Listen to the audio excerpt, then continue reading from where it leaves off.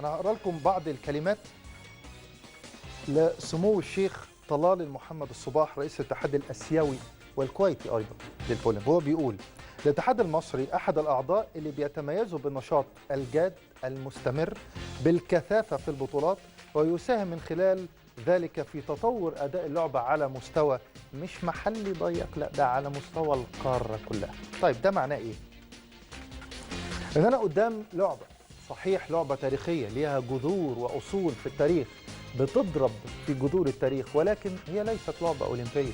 موضوع غريب جدا، مع أن رواد هذه اللعبة بيتميزوا باتساع الأفق، بالتطور الفكري، بالتطور البدني، بالتطور حتى في أسلوب ممارسة هذه اللعبة، أو حتى في إيجاد صيغة تنافسية سواء على مستوى محلي أو عربي أو قاري أو عالمي. منهم ضيف الكريم الرائد من رواد هذه اللعبة الدكتور أحمد عفيفة، وهو نائب رئيس الاتحاد المصري للبولينج. ضيفا عزيزا يا دكتور، نورت وشرفت. اهلا بيك يا استاذ محمد. والحقيقه المقدمه اللي انت قلتها دي ما يعني حاجه، مقدمه انتوا عظيمه اللي قلتوا يعني. والله انتوا اللي قلتوا. اولا كل سنه وحضرتك طيب يا دكتور. اهلا بيك. شكرا جزيلا انه الكتاب الرائع ده اللي انا تصفحت بعض صفحاته في البدايه وساكمله، هذا وعد.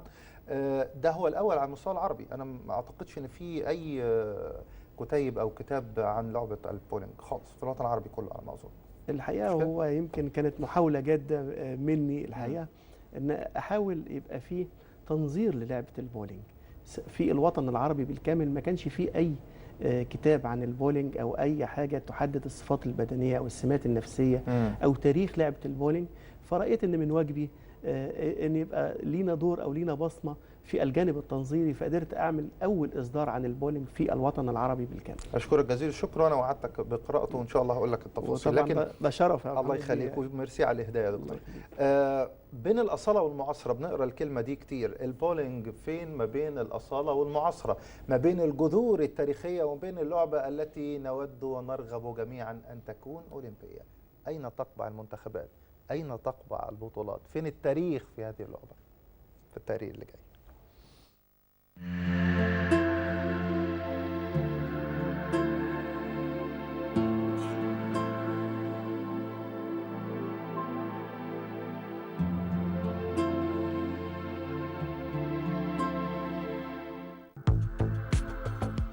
إن رياضة البولينج التي مارسها القدماء منذ 3200 عام تعتبر الآن ضمن الألعاب المسلية لكل أفراد العائلة. إن رياضة البولينج تعتبر من أحدث الألعاب التي انضمت إلى قائمة الرياضات الموجودة في مصر، ولقد لعبها قدماء المصريين، حيث تم العثور على 9 قوارير وكرة من الحجر في إحدى المقابر، وذلك بالإضافة إلى وجود رسومات لتلك الرياضة على جدران المعابد والبرديات. توجد العديد من أشكال البولينج التي وجدت في حضارات قديمة، ربما كان أقدمها ما وجد من رياضة تشبه البولينج لدى الفراعنة في مصر القديمة. أما صيغة البولينج المعروفة في يومنا هذا فقد ظهرت حديثا في إنجلترا في القرن ال11، وفي عام 1895 تأسس أول اتحاد أمريكي للعبة البولينج. تلعب البولينج فرديا أو جماعيا، حيث يقذف اللاعبون بكرة كبيرة مصنوعة من البلاستيك الثقيل الوزن لإصابة أكبر عدد ممكن من القطع الخشبية الموضوعة في نهاية مضمار طويل، وتحتسب نقطة لكل قطعة تسقطها الكرة، والتي تصنع من الخشب أو البلاستيك. تأسس الاتحاد الدولي للبولينج عام 1952، واعترف به من قبل اللجنة الأولمبية عام 1979، ويتضمن 103 أعضاء من 88 دولة، وهم يمثلون كل المناطق الأولمبية.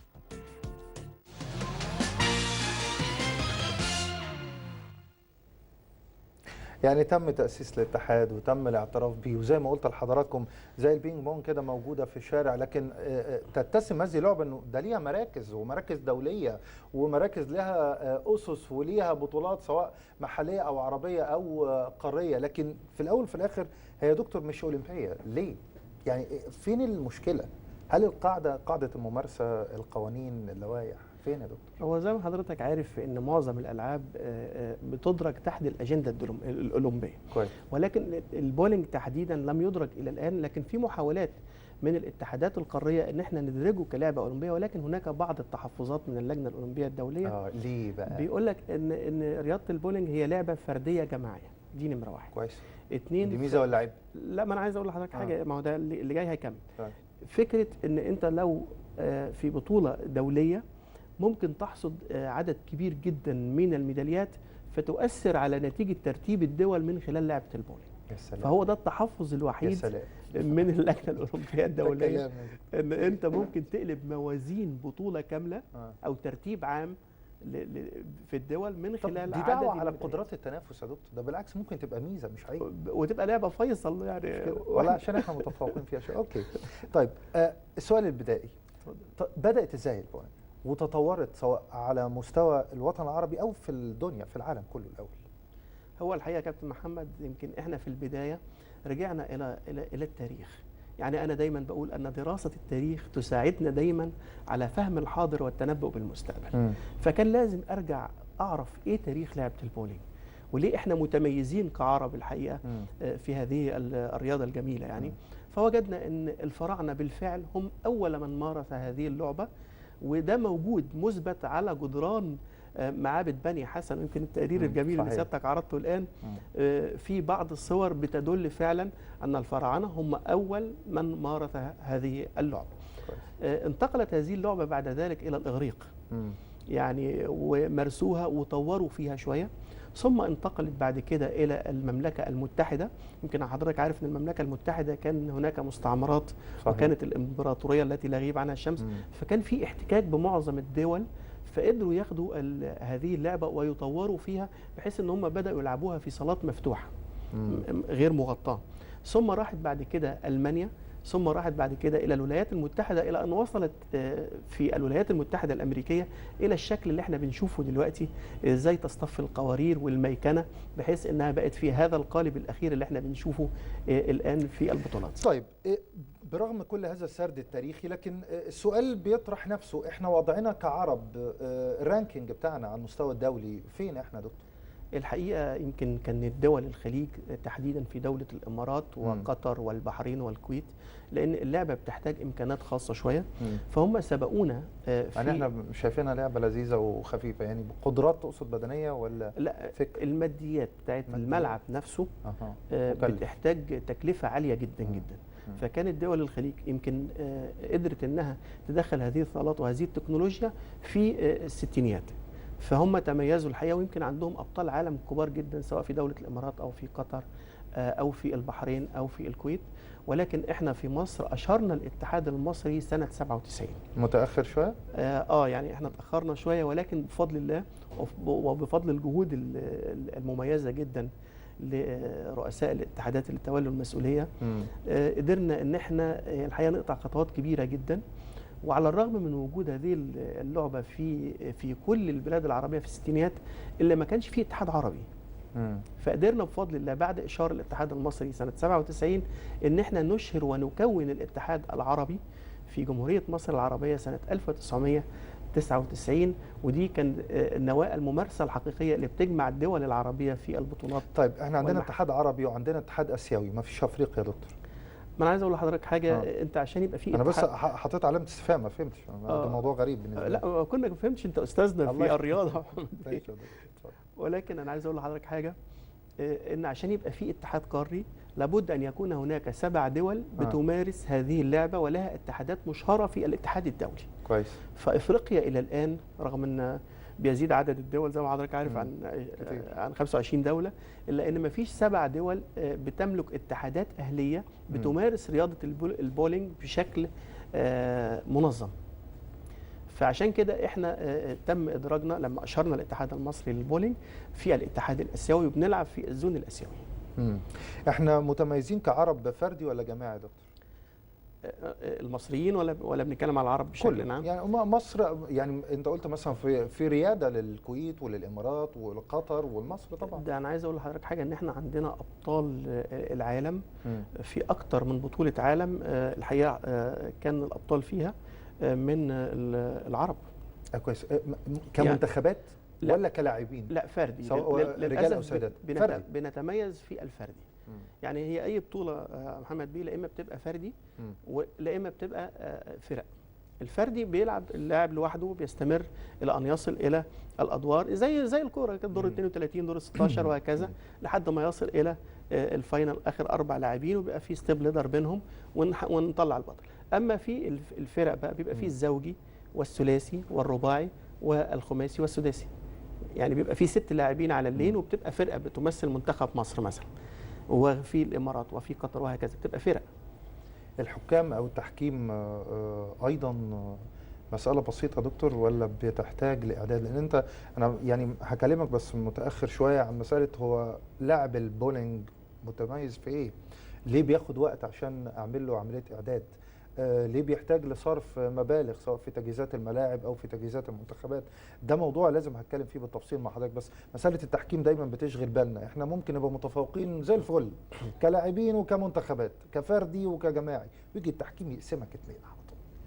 يمكن انا عايز اقول لحضرتك حاجه، يمكن انا دايما بعلق على رياضه البولينج، ويمكن كان لينا شرف ان حضرتك تشرفنا في كل بطولاتنا يعني الحقيقه.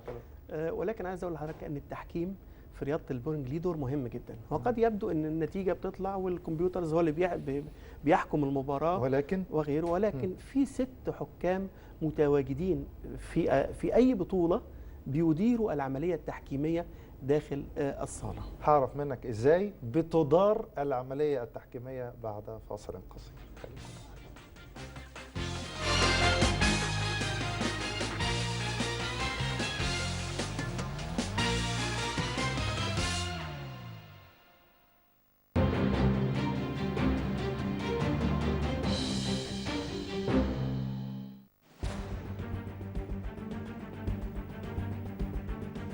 لم يتم هيكلة وتطوير وزارة الداخلية. مفيش أطفال يبقوا تحت الكباري. حراك نحو المستقبل بعيون ترصد الماضي.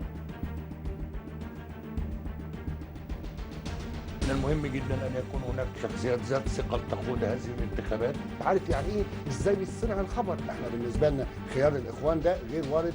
قضايا شائكة، تساؤلات وإجابات. الفريق سامي علينا وبين الإخوان يقول لنا حصل إمتى وإزاي. اعتصام مفتوح بلا نهاية. المشهد يتغير كل ساعة، والتفاصيل في مصر في ساعة. يوميا على الغد العربي في الأوقات التالية.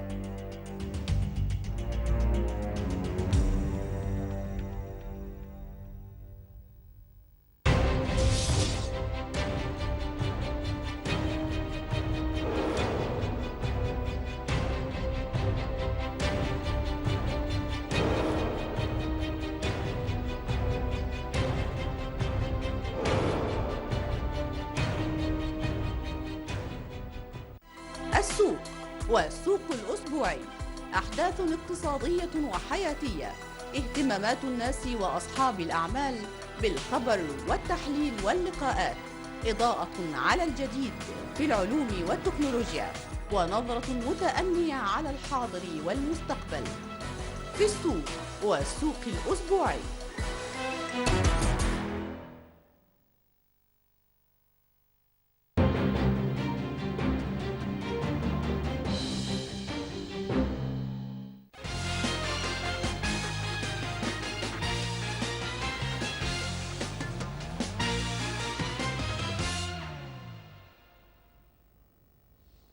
رجعنا لحضراتكم مرة تانية مشاهدينا الكرام، ووقفنا عند مسألة التحكيم اللي بيغير مسار أي حاجة في الدنيا. تلاقي الولد زي الفل واقف على البساط كده منور ما شاء الله، والتحكيم بيخلف التوقعات. في البولينج كده برضه؟ لا، الحقيقة التحكيم في البولينج زي ما قلت لك يا محمد بيه ليه مهام محددة، وبيطبق القانون بدون أهواء شخصية. ما ينفعش يبقى فيه أهواء شخصية، لأن الكمبيوترز حاكم النتائج. ولكن ده من كرم ربنا. لكن الشق الاساسي هنا ان هو بيبقى فيه حكم كيبورد، بحيث ان لو الكمبيوتر حصل فيه مشكله بيبقى فيه تدخل على طول يدوي عشان يعدل الخطا اللي في الكمبيوترز. بيبقى فيه حكم عام موجود ورا حكم الكيبورد، بيبقى فيه مراقب عام للبطوله، بيبقى في حكم طاوله بيسجل جيم بجيم، لان لو حصل اي انفصال في التيار الكهربائي او غيره ممكن تفقد النتيجه على الكمبيوتر، لكن لا، بيبقى في حكم قاعد على طاوله بيسجل النتائج جيم بجيم. طيب ليه يا دكتور الموضوع مكلف؟ يعني فقط في بناء الصالات، في بناء الأرضية، المعدات أو الأدوات اللي بتستخدم في تلك اللعبة، ولا الموضوع حتى بدني على مستوى الفرد بيكلفني وقت ومجهود وطبعا فلوس؟ طبعا هو ما فيش شك ان رياضه البولينج رياضه ثريه جدا، وبتعود على الفرد الممارس بشكل هايل جدا على الناحيه البدنيه والناحيه الترويحيه زي ما حضرتك قلت في البدايه. انا عاجبني قوي المصطلح بتاع الاستاذ فاروق هريدي، ده راجل معلم يا جماعه، وكان نائب رئيس الاتحاد المصري قبل كده ومستشار الاتحاد ايضا وعضو اللجنه التنفيذيه في الاتحاد الاسيوي. قال هذه لعبه من اللعبات الاستقراطيه. يعني هو متفلسف جامد الراجل، بس مديها حقها بصراحه. بس عايز اقول لحضرتك حاجه، ويمكن هنا بيعتمد ان فكره ان البولينج لعبه مكلفه. يعني ايه؟ يعني كره البولينج مثلا ثمنها بيتراوح من 2000 الى 3000 جنيه. الحذاء اللي بيلعب بيه اللاعب ليه مواصفات خاصه بيتراوح ثمنه برضه من 1500 ل 2000 جنيه. في زي معين ليه مواصفات معينه عشان تلعب فيه بطولات دوليه. اللينز نفسه غالي جدا، تكلفته بتتعدى 250,000 دولار اللين الواحد. ما شاء الله. فبتتطلب عشان تعمل صاله بولينج امكانيات كبيره قوي. لكن يمكن احنا هنا في مصر عندنا المركز الدولي للبولينج للقوات المسلحه، ده بيعتبر اكبر مركز للبولينج في الوطن العربي الحقيقه. ويمكن القوات المسلحه اخذت على عاتقها نشر هذه اللعبه، فبقى عندنا اكثر من حوالي 20 صاله منتشره في جميع محافظات مصر. انا هقفل الكتاب واسالك سؤال منطقي بعد اللي قلته، هو انتم ميزانيتكم كام يا دكتور؟ احنا كاتحاد مصري، لا ما انا مش عايزين بقى انه هتعمل لنا مشكله. لا والله مش مشكله، بس اديني فكره يعني على الاقل رينج، لانه اذا كانت التكلفه كده، القوات المسلحه بتقوم ودور واضح وكبير، ووجود الصرح ده علامه مش محتاج ان انا اتكلم عنه كتير. لكن انتوا كاتحاد، القانون بيقول كده، الدستور بيقول لك ان انتوا عليكم دور في انشاء قاعده ممارسه لاي لعبه ومنها البولينج، فانتوا على كده محتاجين يكون عندكم ميزانيه محترمه عشان تبتدوا تنشروا لعبه، مش كده؟ وباسس دوليه، مش مساله ان انا اخلي الناس بس تعمل. انا عايز اقول لحضرتك، اطمنك في البدايه ان ده بيتم على ارض الواقع الحقيقه، ولكن بامكانات وجهود خاصه من القائمين على اداره هذه اللعبه. لكن لو رجعنا للدعم المادي اللي بيجي لنا من وزاره الشباب، اعتقد ان انت ما تقدرش تؤدي بطولات محليه. انت عشان اديني رقم حتى لو تقريبا يا دكتور. 200,000 جنيه في السنه ميزانيه الاتحاد المصري للبولينج. طيب المقدمه. معلش انا هسألك سؤال اكثر تدقيقا في الامر، يعني مقارنه بالاتحاد الاماراتي والكويتي وغيره والسعودي والقطري، العمليه في فرق كبير يعني او لا؟ مش في فرق، هو ما فيش ولا فرق مقارنه في الامكانات. لا مقارنه الحقيقه. يعني بقول لحضرتك ميزانيه الاتحاد مطلوب منها انك تدي رواتب العاملين في الاتحاد، مطلوب منها انك تعمل دورات تدريبيه للحكام والمدربين، مطلوب منها انك تنظم بطولات محليه داخليه، مطلوب منها انك تشارك في بطولات اسيويه وبطولات عالميه. هل هذا مقبول انك ب 200,000 جنيه انك انت تحقق كل هذا؟ ولكن احنا اخذنا على عاتقنا محمد بيه الفكر الجديد، ان انت تجيب سبونسرز، والحقيقه الحمد لله بقى في رعاه لينا في البطولات. طب هاي يعني اخرها كان في اتحادات اقدم منكم كتير وما عندهاش. لا الحقيقه لعبه البولينج قدرنا ان احنا بعلاقاتنا الشخصيه وبالكوادر الموجوده، اللي هو احمد نصر واستاذ فاروق واللي هو حنفي رياضي، يمكن حضرتك يعني قدرنا ان احنا يبقى لينا باع كبير جدا في ان احنا نوجد سبونسر يتبنى رعايه المنتخبات في المحافل دي. طيب اخش معاك في الجد، انتوا دلوقتي بكره اعتقد في بطوله اسيا هتبقى في تايلاند، مشاركين فيها كمنتخب مصري؟ يعني يمكن سياسه الاتحاد في الفتره دي يا محمد بيه ان احنا نحاول نوفر اكبر قدر من الاحتكاك لاولادنا في البطولات القاريه والدوليه، لان الحقيقه عندنا ناشئين كويسين قوي. فاحنا هنشارك الحقيقه في بطوله تايلاند. فردي ولا جماعي بكره؟ هيبقى فردي وجماعي، هي البطوله فردي جماعي، يعني هيبقى فيها فردي وثنائي وثلاثي ورباعي وخماسي وسداسي.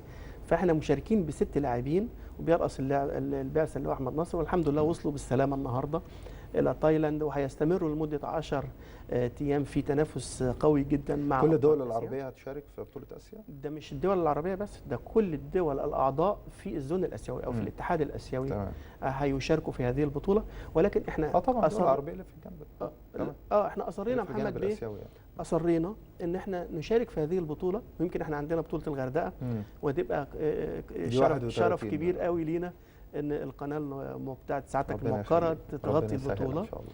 في بطوله الغردقه الدوليه احنا هننظمها من 31 يناير لحد 5 فبراير في مدينه الغردقه. يعني احنا دايما بيبقى لينا اهداف من اقامه مثل هذه البطولات، ولكن بطوله تايلاند والغردقه مقدمه لبطوله سيناء اللي هي البطوله الرئيسيه المدرجه على اجنده الاتحاد الاسيوي، ودي بننظمها في ابريل اللي جاي. فاحنا دايما بنحاول نشترك. هتبقى فين بالظبط يا دكتور؟ عندنا جنوب هنا شمال سيناء جنوب؟ لا احنا بنعملها برضو في المركز الدولي، وده مربوط بس تحت مسمى بطوله سيناء. هي تيمنا طبعا بعوده سيناء الى ارض الوطن في 25 ابريل، ولكن احنا مش قادرين نعملها في سيناء لسبب صغير يا محمد بيه، ان لازم يبقى عندك 24 لين عشان تقدر تنظم بطوله دوليه مدرجه على اجنده الاتحاد الاسيوي او الاتحاد الدولي للبولينج. طيب، وحضرتك بتتكلم كده انا يعني تلمست مساله السياحه الرياضيه، يعني او انت بتقول انا بعمل بطوله الغردقه يا دكتور، عندي اهداف ثانيه، اعتقد ان من ضمن الاهداف دي ان انت يكون عندك سياحه رياضيه، عامل ترويج سياحي وبمساله رياضيه او بنشاط رياضي مميز ومحبوب لدى الناس، مش كده؟ هو الهدف الاساسي هدف فني عشان افيد ولادي ان هم يشتركوا، احتكاك وممارسه واحتكاك. كويس. الحاجه الثانيه يا محمد بيه ان انت تعمل وتساهم اي اتحاد اهلي، ودي دعوه لكل رؤساء الاتحادات الحقيقه، ان يبقى عندهم حس سياسي. مصر محتاجه ايه دلوقتي؟ ان احنا نعيد صياغه علاقاتنا الدوليه. الان عايزين نبعث برساله للعالم ان مصر امنه وبخير. احنا دورنا كاتحاد اهلي ايه؟ ان احنا ننظم بطوله يشارك فيها كل بلاد العالم. احنا الحقيقه داعيين كل بلاد العالم يشاركوا في هذه البطوله، وفي استجابه غير عاديه وخاصه من البلاد العربيه، عشان الحقيقه نساهم في السياحه الرياضيه ونقول لهم مصر امنه وبخير. تمام. أنا هرجع تاني للب المسألة الرياضية أو الاحتكاك والمنافسة. لو قلت لحضرتك يا دكتور أحمد إيه الفرق بين أي لاعب عربي ولاعب أجنبي في هذه اللعبة؟ الفرق سواء في المواصفات الشكلية، الجسدية، القدرات التنافسية، وطبعا حجم اللي بيتصرف عليه بعد كده. يمكن أنا تطرقت لهذه الجزئية، طبعا أنت أكيد على الرغم من حضرتك مثلا ما قريتش الكتاب، لكن أنت بتجيب يعني هو في مواصفات بدنية لازم تتوافر في لاعب البولينج عشان يبقى لاعب داخل في الشق التنافسي. يعني ممكن انا واي حد نمارس البولينج ولكن فور فن، يعني ريكريشن. لكن عشان اصل الى مرحله المنافسه هناك مواصفات بدنيه وسمات نفسيه لابد ان تتوافر في لاعب البولينج عشان يصل الى الرياضه القميه او رياضه البطوله. فانا الحقيقه يعني انا عملت اناليسيز ايه هي الصفات البدنيه للاعب البولينج. لقيت فيه صفات بدنيه اصيله وصفات بدنيه فرعيه للاعب البولينج، اذا ما توافرت فيه يبقى الراجل ده قادر انه يؤدي بشكل قمي او شكل تنافسي. طب ايه هي السمات النفسيه اللي تميز لاعب البولينج؟ يمكن حضرتك لاعب البولينج لازم يبقى عنده ثبات انفعالي غير عادي، لانه بيتعامل مع العديد من المتغيرات.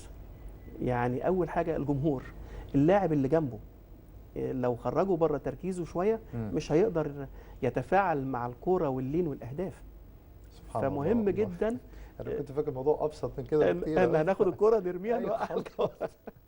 يعني ما بجيبش ولا حاجه بس يعني لا انت لعيب كبير يا محمد. فعايز اقول لحضرتك هناك سمات نفسيه مهمه جدا، اولها الثبات الانفعالي، سرعه رد الفعل، سرعه التحكم في الانفعالات لازم تبقى منضبطه تماما عشان يبقى هنا دور التحكيم، لان اي لاعب بيؤثر على اللاعب اللي جنبه الحكم بيتدخل. يمكن احنا ما ذكرناهاش في فكره في نقطه التحكيم. اذا اللاعب تجاوز، اذا اللاعب تناول اي مشروبات على اللين او اثر او تفاعل او عمل اصوات اثناء لعب اللاعب المنافس، ده كله ممكن يؤثر على اللاعب المنافس. فالحكم هنا بيتدخل وبيتدرج في عقاب هذا اللاعب الى ان يصل انه ممكن يطرده من المباراه ويخرجه بره البطوله اذا ما تجاوز سواء اخلاقيا او في تصرفاته على اللين. طيب السمات البدنيه، هل هي لعبه محتاجه قوه بدنيه؟ لازم يكون عضلات الذراع على الاقل تكون فيها ثبات، الاعصاب؟ انا عايز اقول لحضرتك حاجه، طالما انت بتشتغل ضد ثقل خارجي يبقى بتحتاج على طول قوة عضلية. كويس. لأن تعريف القوة العضلية ببساطة شديدة هو قدرة الفرد في التغلب على مقاومة خارجية. فثقل الكورة من وزن الكورة محمد بيه بيتراوح من 2700 جرام 2 كيلو إلى 7 كيلو و200 جرام. وهنا اللاعب ما بيتحكمش بثقل الكرة يعني او بيختار الوزن اللي بيتناسب مع ادائه المهاري. انا كاتحاد ما بلزموش او كقانون ما بلزموش بثقل يعني الكرة. ما فيش وزن مثالي في القوانين الدوليه. فهو هنا طالما بيشتغل على الكرة وبيبتدي يشيلها على الاقل 30 مرة في الجيم، يبقى لازم ان يكون هناك قوة عضلية في الذراعين والمنكبين. بعد كده بياخد الفور ستيبس في منطقة الاقتراب، يبقى بيحتاج توافق عضلي عصبي قوي جدا. وبعد كده بيقف على خط الرمي، بيعمل اتزان، بيبقى اتزان حركي اثناء الاقتراب واتزان ثابت، ثم بيعمل دقه تصوير. نورتني يا دكتور. بس رجاء بسيط وانا بختم مع حضرتك الحلقه المميزه دي، الاهتمام بمساله السوشيال ميديا عندكم الاتحاد العربي كله او الاتحاد المصري. دي نقطه، لانه اي حد هيتفرج علينا في الوطن العربي او بره مش هيعرف عننا اي حاجه غير لما نكون بنديله احنا على طبق من فضه او ذهب كل انجازاتنا ببساطه. أنا أوعدك زي ما عملنا أول محاولة جادة في كتاب البولينج، إن شاء الله نقوي هذا البعد ونستجيب لدعوة حضرتك. مبروك على الكتاب. شكرا جزيلا. تحياتنا. كل سنة وحضرتك طيب. هنتقابل تاني بإذن الله. السلام عليكم.